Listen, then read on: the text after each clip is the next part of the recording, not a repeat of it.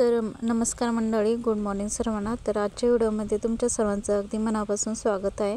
आणि प्रतुष आणि आता रेडी झालेलो आहे आणि आता आम्ही सर्वजण इथे माझ्या बहिणी आणि त्यांचे मुलं वगैरे सर्वजण आम्ही चाललेलो आहे। आज आहे आमच्या गावचा अखंड हरिनाम सप्ताहाचं कालेचं कीर्तन, त्यामुळे आम्ही सर्वजण चाललेलो आहे। तर आता आम्ही सर्वजण रेडी होऊन चाललेलो आहे कीर्तनाला। आणि इथे बघा आमची आजी पण बसलेली आहे आणि आता आम्ही सगळे निघालो आहेत। आणि बाकीचे बरेच मंडळ अगोदर गेले होते, कारण आज काल्याचा महाप्रसाद ना आपल्याकडे होता, त्यामुळं काल्याची पंगत होती। मग स्वयंपाकाचं वगैरे नियोजन बघण्यासाठी पप्पा ते सर्वजण मोठाली माणसं अगोदरच गेले होते आणि आम्ही मागं थांबलो होतो, कारण लहान मुलांचं आवरत नाही लवकर, त्यामुळे आम्ही जरा लेटच निघालो। म्हटलं लेटच जाऊयात आपण। आणि इकडं ना आमचं मंदिर जे आहे ते श्री दत्त सावतार बाबांचं, तो खूप फॉरेस्टमध्ये आहे, म्हणजे पूर्ण जंगल आहे। आता हे सर्वच वाळलं आहे, कारण उन्हाळा आहे आता, पण पावसाळ्यात ना अगदी खूप छान वाटतं, म्हणजे खूप हिरवंगार खूप मस्त वाटतं ते मंदिरात। एकदम शांत असं वातावरण आहे। इतर वेळेस तिकडे एवढं कोणी जात नाही, पण सप्त्याच्या काळात एवढी गर्दी असते, भयंकर अशी गर्दी असते। तर गाड्यांची पार्किंग ना खूप लांब अशी केली होती आणि मंदिर इथून बरंच लांब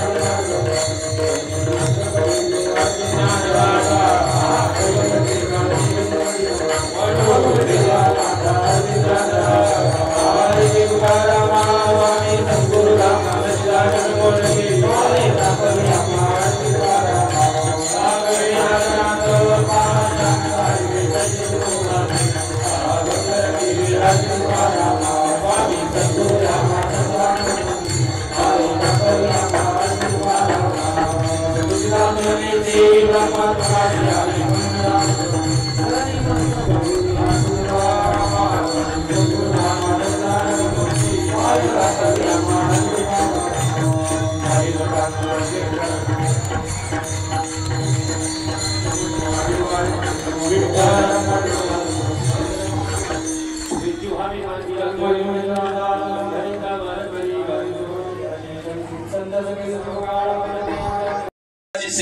ज्यांची आहे ते राजेंद्र बबन रोकडे आणि अमोल राजेंद्र रोकडे दोघांनाही विनंती, आपण ताबडतोब व्यासपीठावर यायचं आहे.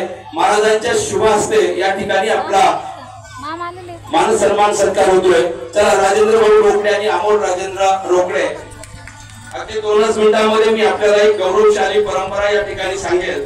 आमच्या वडगाव सावतालमधील भूमिपुत्र ज्या महाराष्ट्र सरकार असेल, केंद्र सरकार असेल किंवा अनेक औद्योगिक IT कंपनी असेल, या क्षेत्रामध्ये ही सगळी मंडळी नेमणूक झाल्यानंतर आपला पहिला पगार बाबांच्या चरणी या ठिकाणी अर्पण करत असतात.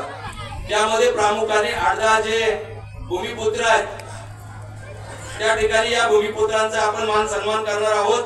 वडगाव सावतालचे माजी सरपंच राजेंद्र सर्जेराव रोकडे यांची कन्या ऋतुजा राजेंद्र रोकडे ही IT कंपनीमध्ये मुंबई या ठिकाणी ITC कंपनीमध्ये जॉईन झालेली आहे. तिने आपला पहिला पगार 50,300 रुपयाच्या ठिकाणी बाबांच्या चरणी अर्पण केलेला आहे. ऋतुजा या ठिकाणी उपस्थित नाही, टाळ्यांच्या गजरात स्वागत करायचं आहे. ज्ञानदेव कोंडीभाऊ धावरे सर आहेत, सर्ववर्तीय व्यासपीठावर आपल्या या ठिकाणी मान सन्मान सत्कार होतोय. चला धावरे सर, पटकन. तुमचं खूप सहकार्य आहे मुंबईमध्ये या ऋतुजाला जॉईन करण्याच्या संदर्भात. दुसरे आहेत कैलासवासी गंगारामजी ठुबे यांचे नातू आणि शिवाजीराव गंगा ठुबे यांचे चिरंजीव विनोद शिवाजी ठुबे IT कंपनी पुण्यामध्ये जॉईन झाले. त्यांनी 30,000 रुपये 200 रुपये देणगी दिली आहे. टाळ्यांच्या गजरामध्ये आपण स्वागत करायचंय. विनोद भाऊ असेल तर व्यासपीठावर यावं, नसेल तर शिवाजीरावांनी यायचंय. विठ्ठल बळवंत खंडाळे यांची नातसून आणि शांताराम विठ्ठल खंडाळे यांचे सुनबाई वृषाली राहुल खंडाळे या अग्निशामक दलामध्ये फायर ब्रिगेड म्हणून जॉईन झालेले आहेत. त्यांनी सुद्धा 41,300 रुपयाचा पगार बाबांच्या चरणी अर्पण केलाय. टाळ्यांच्या गजरामध्ये आपण त्यांचं स्वागत करायचंय. त्यांचाही मान सन्मान हरिभक्तपरायण डॉक्टर विकासरावजी मिसाळ महाराज यांच्या शुभ हस्ते होतोय. आपल्या हे जागा खरेदीच्या संदर्भामध्ये धनगर बांधवांनी आपल्याला यावर्षी या जागेचं बक्षीसपत्र करून दिलेलं आहे आणि म्हणून त्या धनगर बांधवांमधील एक बांधव त्यांनी सुद्धा व्यासपीठावर यायचे. त्यांचाही सन्मान आपल्या डॉक्टर विकासरावजी मिसाळ महाराजांच्या शुभ हस्ते होत आहे. एक जणांनी ताबडतोब पुढे व्यासपीठावर यावं. आणि ही जागा खरेदी करण्यासाठी जवळजवळ 1 लाख रुपयापेक्षा जास्त खर्च हरिभक्तपरायण पंढरीनाथ महाराज बाबाजी रोकडे रायगड या ठिकाणी उद्योजक आहेत, आपल्या गावचे भूमिपुत्र आहेत. तर पारनेर तालुक्यातील वडगाव सावताळ हे गाव खूप लहान आहे, पण इथला सप्ताह जो आहे श्री दत्त सावताळ बाबांचा सप्ताह खूप मोठ्या उत्साहाने आणि खूप मोठ्या लोकसंख्येने खूप छान असा साजरा होतो दरवर्षी. आणि खूप सारे लोक इथे देणगी पण देतात आणि अन्नदान खूप जण करतात. तर वडगाव सावताळमध्ये प्रत्येक व्यक्ती म्हणजे कोणत्या पण पदावर जी असेल आपला पहिला जो पगार आहे तो इथं देणगी म्हणून दिला जातो, तर त्यांचा सत्कार केला जातो.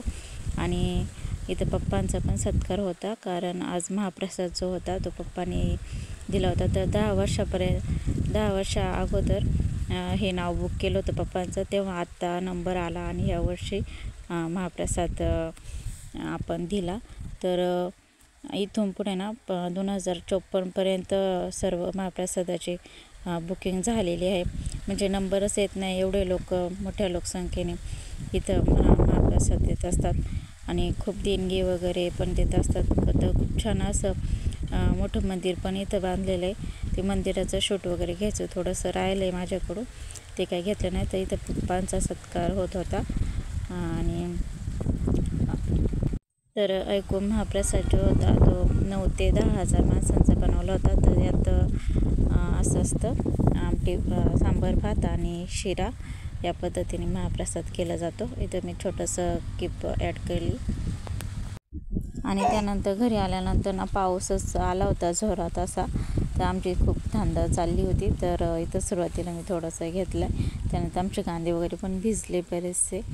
तर असो, त्यानंतर याच्यातून यात्रा पण भरते, त्यातलं काय एवढं शूट घेणं झालं नाही, कारण एवढी गर्दी होती, सगळे धक्कामुक्की करत होते लोक. आणि इथे थोडं प्रत्युषला खेळणी घेतली होती, ती पण आजीने आणली त्याच्या, आणि आम्ही लवकरच आलो होतो, तर त्याला नादी लावण्यासाठी थोडंसं घेतलं. इथं गाडी वगैरे खुळखुळा वगैरे तर हे असं काय होतं, गाडीला बघून तो खूप घाबरत होता.